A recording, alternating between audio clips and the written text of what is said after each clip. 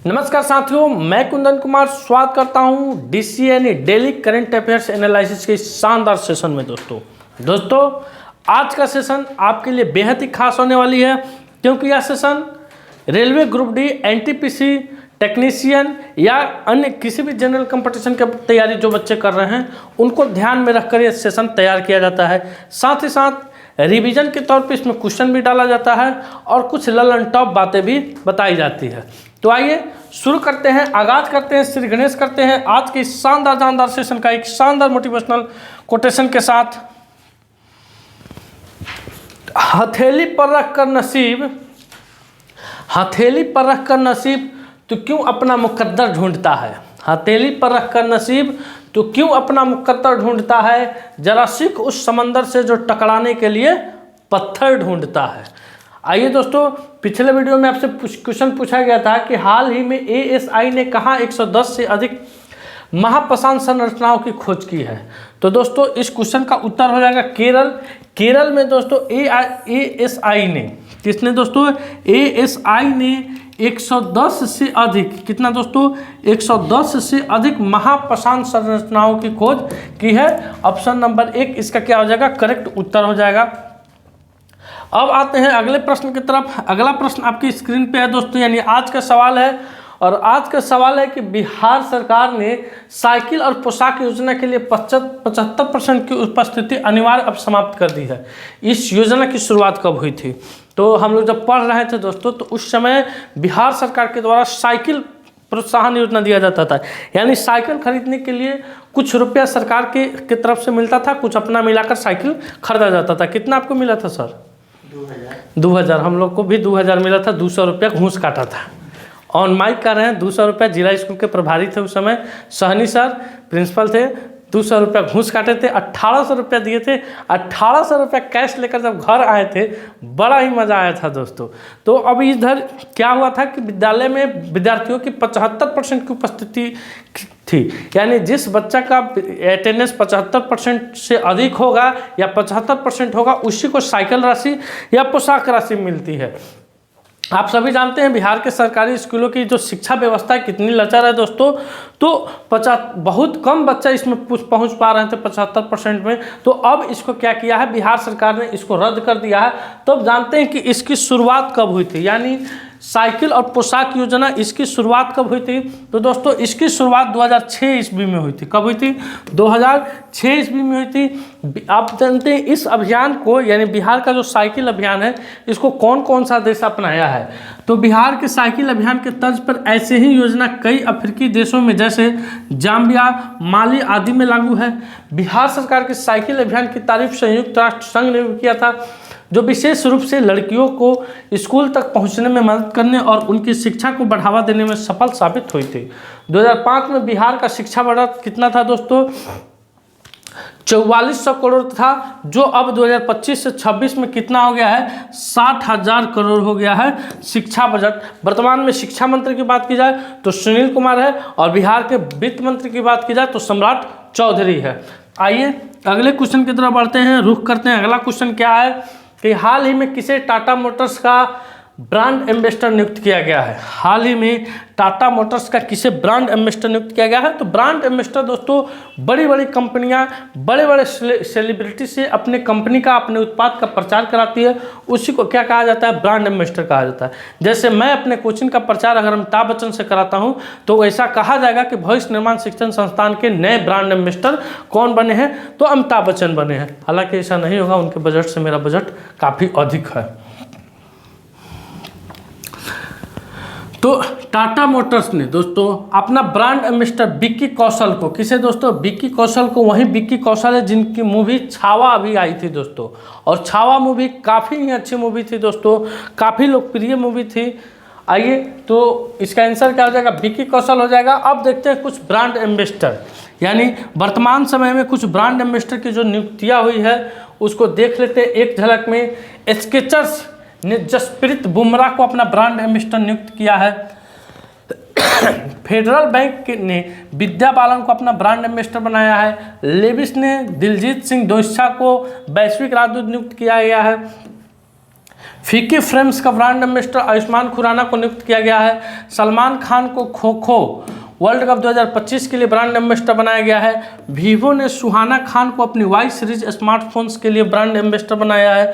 हरभजन सिंह और सानिया मिर्जा को Dubai sports council का ब्रांड एम्बेसडर नियुक्त किया गया है। आलिया भट्ट को लॉरियल पेरिस ने की वैश्विक राजदूत बनी है। तो ये वर्तमान समय में कुछ ब्रांड एम्बेसडर है दोस्तों, जिसको यहाँ वन लाइनर के तौर पर दिया गया है। आप इसका स्क्रीनशॉट ले सकते हैं, अपने मोबाइल के गैलरी में इसको सजा के रोज अगरबत्ती माला दिखा सकते हैं।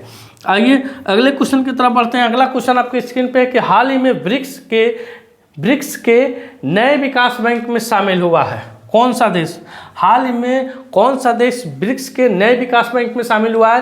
तो आपसे क्वेश्चन ये भी पूछ देंगे कि ब्रिक्स का नवीनतम देश कौन बना है। पढ़ाए थे कुछ दिन पहले, ब्रिक्स का नवीनतम देश कौन बना है? तो इंडोनेशिया। कौन दोस्तों? इंडोनेशिया, जिसकी राजधानी जकार्ता है।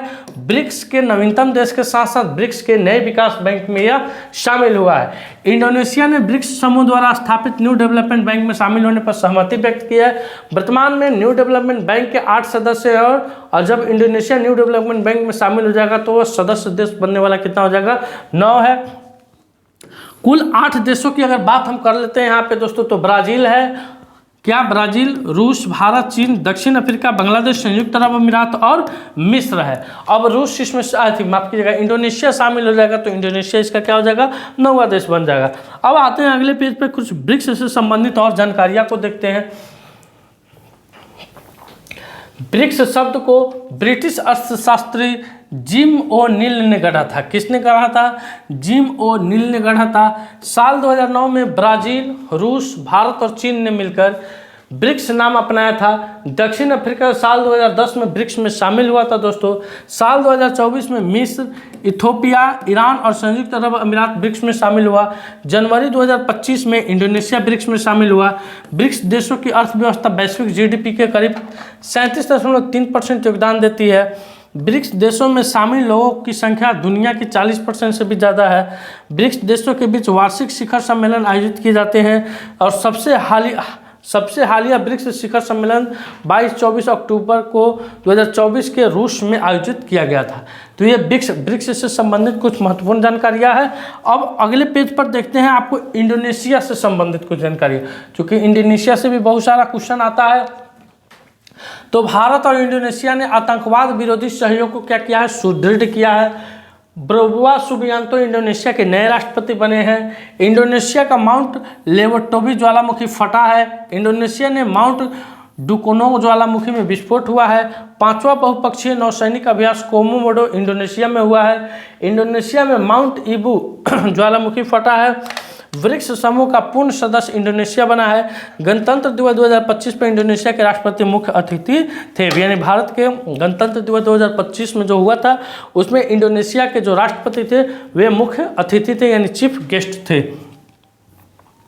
अब आते हैं अगले प्रश्न की तरफ। अगला प्रश्न है, ब्रिक्स हाल ही में किस राज्य को टीबी प्रशिक्षण में उत्कृष्टता के लिए राष्ट्रीय पुरस्कार मिला है? हाल ही में किस राज्य में टीबी प्रशिक्षण के लिए उत्कृष्टता के लिए राष्ट्रीय पुरस्कार मिला है? तो तेलंगाना दोस्तों। किस राज्य को? तेलंगाना को टीबी प्रशिक्षण में उत्कृष्टता के लिए राष्ट्रीय पुरस्कार मिला है। यह पुरस्कार टीबी दिवस यानी वर्ल्ड टीबी डे कब मनाया जाता है? विश्व टीबी दिवस 24 मार्च को। कब मनाया जाता है? 24 मार्च को। आइए देखते हैं कुछ तेलंगाना के बारे में फैक्ट देखते हैं आपके सामने। तेलंगाना के ममनूर में राज्य के दूसरे हवाई अड्डे को मंजूरी दी गई है। 8 दिवसीय नागोबा यात्रा मेला तेलंगाना में शुरू हुआ है। तेलंगाना के मुख्यमंत्री ने एक्सपेरियम पार्क के उद्घाटन किए हैं। गृह मंत्री अमित शाह ने हैदराबाद में शूटिंग रेंज की आधारशिला रखी है। विश्व तेलुगु सम्मेलन वर्ल्ड तेलुगु कॉन्फ्रेंस 2025 राजा महेंद्रवरम में शुरू हुआ है। रायतू भरोसा योजना के अंतर्गत तेलंगाना सरकार किसानों को अब हर वर्ष प्रति एकड़ 10,000 की जगह 12,000 सहायता करेगी।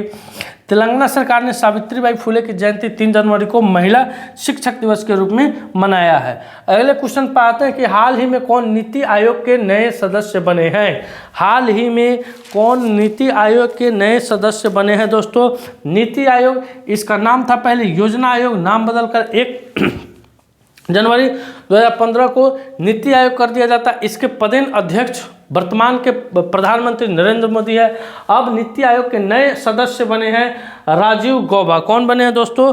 राजीव गौबा नीति आयोग के नए सदस्य बने हैं, यानी ऑप्शन नंबर 1 इसका क्या हो जाएगा? करेक्ट उत्तर हो जाएगा।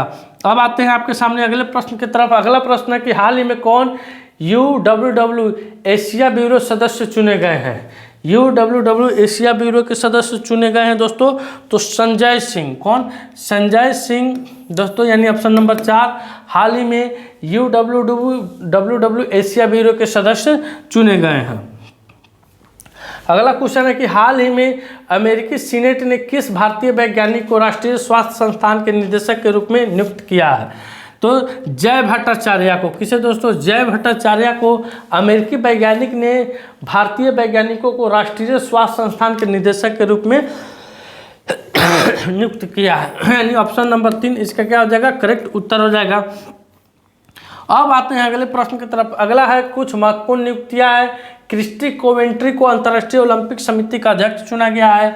डॉक्टर अच्युत प्रसाद वागले को काठमांडू विश्वविद्यालय का VC नियुक्त किया गया है। अरुण मामनेन को ATME के अध्यक्ष चुने गए हैं। डॉक्टर शिव कुमार कल्याण रमन को NRF का CEO नियुक्त किया गया है। एन गणपति सुब्रमण्यम को टाटा कम्युनिकेशन का चेयरमैन नियुक्त किया गया है। भारतीय बैंक संघ ने मुख्य कार्यकारी अधिकारी के रूप में अतुल कुमार गोयल ने कार्यभार संभाला है। डॉक्टर जय माल्या बागची सुप्रीम कोर्ट के नए जज बने हैं। Takashi Nakajima Honda cars India के नए अध्यक्ष और CEO बने हैं दोस्तों। अब आइए अगले क्वेश्चन पर कि हाल ही में भारत और किस देश ने ग्रीन और डिजिटल शिपिंग कॉरिडोर के लिए आशय पर हस्ताक्षर किए हैं? तो भारत और सिंगापुर दोस्तों ने ग्रीन डिजिटल शिपिंग कॉरिडोर के लिए आशय पत्र पर LOI पर हस्ताक्षर करके समुद्री सहयोग बढ़ाने की दिशा में एक महत्वपूर्ण कदम उठाया है। यह समझौता समुद्री डिजिटलीकरण और डिकार्बोनाइजेशन के आगे बढ़ाने पर केंद्रित है, जिसका उद्देश्य मरीन एक्टिविटी को बढ़ावा देना और अत्याधुनिक डिजिटल समाधानों को अपनाने में तेजी लाना है। तो इस क्वेश्चन का उत्तर हो जाएगा ऑप्शन नंबर 2 सिंगापुर। अब आते हैं अगले प्रश्न की तरफ। अगला प्रश्न आपकी स्क्रीन पे आ रहा है दोस्तों। हाल ही में कौन सा राज्य 7वें एक्ट ईस्ट बिजनेस शो का आयोजन कर रहा है? तो मेघालय। कौन दोस्तों? मेघालय राज्य 7वें एक्ट ईस्ट बिजनेस शो का क्या कर रहा है? आयोजन कर रहा है। अगले क्वेश्चन की तरफ आते हैं। अगला क्वेश्चन आपके स्क्रीन पे है कि हाल ही में एशिया कुश्ती चैंपियनशिप में सुनील कुमार ने कौन सा पदक जीता है? तो दोस्तों भारतीय पहलवान जो आपको तस्वीर में दिख रहे हैं, सुनील कुमार है, ने अम्मान जॉर्डन में, कहाँ? अम्मान जॉर्डन में आयोजित एशियाई कुश्ती चैंपियनशिप 2025 में 87 kg किग्रो रोमन वर्ग में कांस्य पदक जीते हैं। सेमीफाइनल में ईरान के यासिन याजिद से हारने के बाद सुनील ने कांस्य पदक के मुकाबले में चीन के जियाकिशन हुआंग को हराकर शानदार वापसी की है दोस्तों। तो इस क्वेश्चन का उत्तर हो जाएगा ऑप्शन नंबर 1 कांस्य पदक। अब आइए अगले प्रश्न की तरफ। अगला प्रश्न है कि हाल ही में NNM मानद विश्वविद्यालय किस देश की सहायता से बुद्ध AI की शुरुआत करेगा? तो बिहार में नव नालंदा महाबिहार मानद विश्वविद्यालय शीघ्र ही मलेशिया की सहायता से बौद्ध आर्टिफिशियल इंटेलिजेंस यानी AI शुरू करने वाला है दोस्तों। तो इस क्वेश्चन का उत्तर हो जाएगा ऑप्शन नंबर 3 मलेशिया। अब आते हैं अगले प्रश्न की तरफ। अगला प्रश्न है कि हाल ही में उत्तराखंड के बाद UGC लागू करने वाला दूसरा राज्य कौन बना है? तो गुजरात बना है दोस्तों। कौन बना है? गुजरात UGC लागू करने वाला दूसरा राज्य गुजरात बना है। गुजरात, आइए गुजरात के बारे में देखते हैं। सैन्य अभ्यास जल थल रक्षा 2025 गुजरात में आयोजित हुआ है। गुजरात ने 50,000 वंचित महिलाओं के उत्थान के लिए जीस सफल की शुरुआत की है। गुनेरी को गुजरात का पहला जैव विविधता विरासत स्थल घोषित किया गया है। गुजरात ने भारतीय भेड़ियों के आवासों की सुरक्षा के लिए एटलस लॉन्च किया है। देश का पहला census of coastal and wader birds Jamnagar में आयोजित किया जाएगा। गुजरात ग्रीन एनर्जी के लिए नई नीति की घोषणा की है। गुजरात सरकार ने भाषा संबंधित बाधाओं को दूर करने के लिए स्वर प्लेटफॉर्म लॉन्च किया है। छत पर सौर ऊर्जा स्थापित करने में गुजरात क्या है? शीर्ष पर है।